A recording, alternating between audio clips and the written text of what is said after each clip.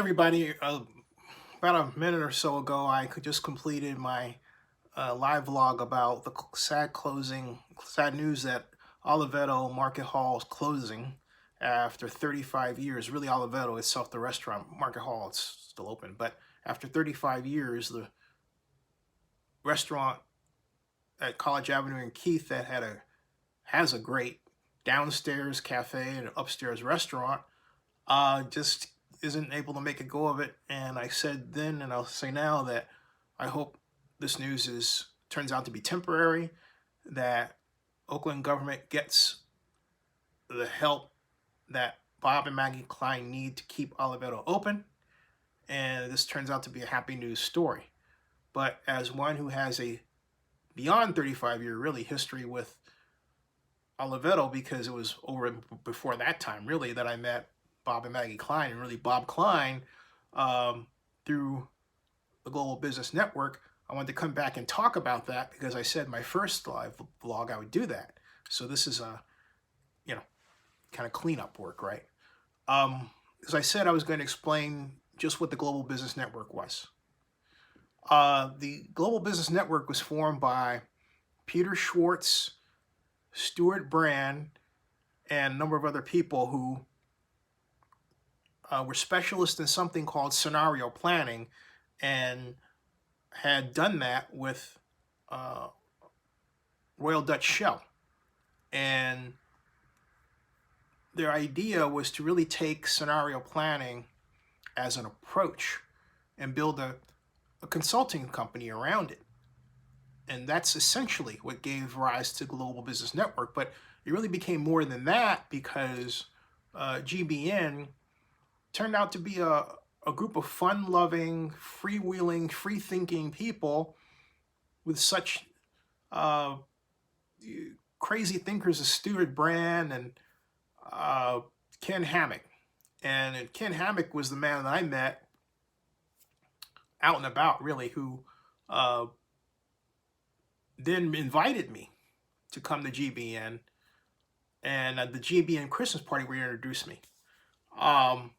And Ken was interested in and became a specialist in strategic planning and scenario planning, primarily because of his association with and work with the Global Business Network. He eventually became a strategic planning director for Pacific Gas and Electric. But I know a lot of you are going to make comments about, well, it's oil company, it's utilities, whatever. Forget that. Listen to what I'm explaining about scenario planning. Scenario planning, in my interest in it, came from and comes from my expertise in system dynamics.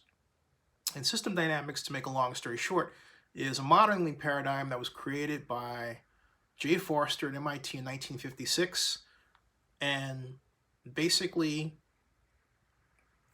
takes feedback and control theory and applies it to the resolution of problems, where you have these following variables.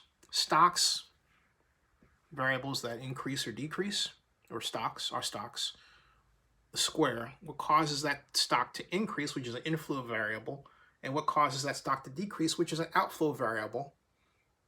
And then what controls the inflow and outflow variables, which some can call control variables, as well in the model structure.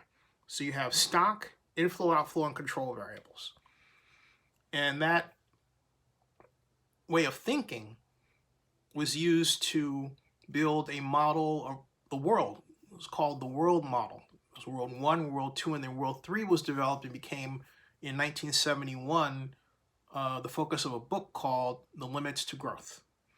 And that book ushered in thinking about something called zero population growth, and indeed created the term zero population growth, and was the first book to talk about climate change in a popular way where it was accessible to everybody. But we didn't call it that. We didn't call it that then. Okay.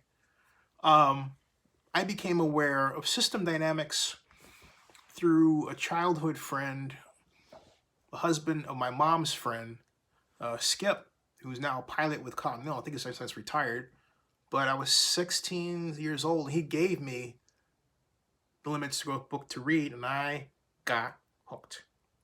And I endeavored to teach myself system dynamics, and I did, to the point where by the time I was out of grad school at Berkeley and looking for a job, I was already expert in it, using something called, I think, in Stella models on a Macintosh. Those are built, some of the first models of their kind used building object-oriented programming. And I did work for the Prevention Research Center in Berkeley, building forecasting models regarding alcohol consumption.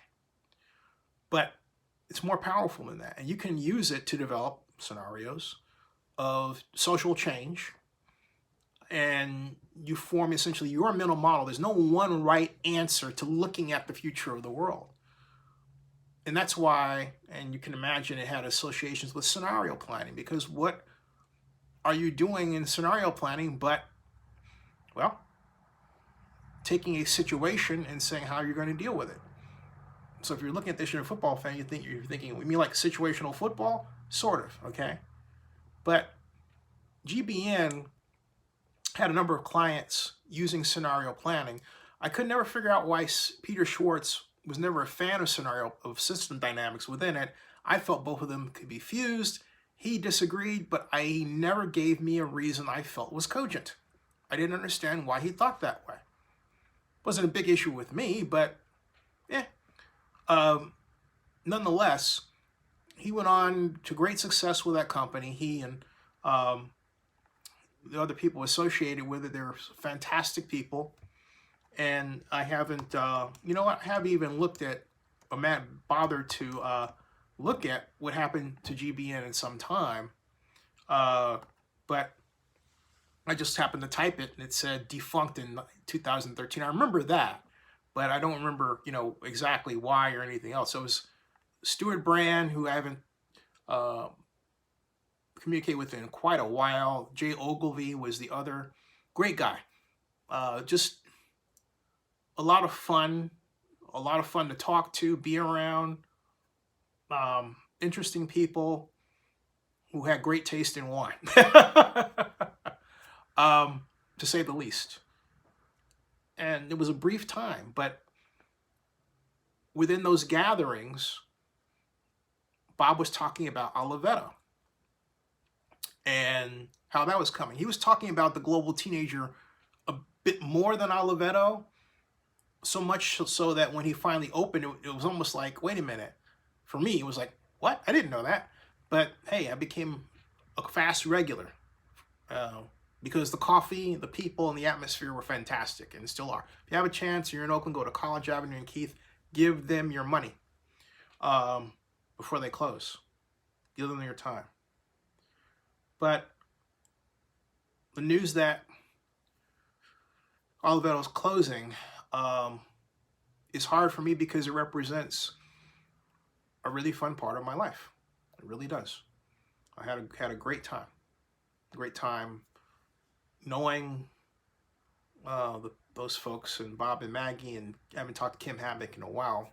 Ken, it's your turn to call me for a change. Maybe this will bring you out of the shadows. But yeah, it just says right here. Oh, there was J. Ogilvy. There's also Napier. I'm reading the account right now. Napier Collins, man, and Lawrence Wilkinson. And what they write here in the history is on Wikipedia. The company grew to include a core member of practice members and over 100 individual network members, or RPs, from a range of different fields. And so, and they, list them all and all that stuff.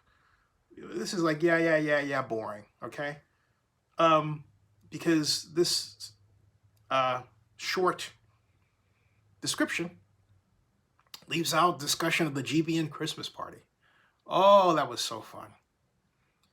Or how they moved from Emeryville, Berkeley to Emeryville. They moved a couple of places.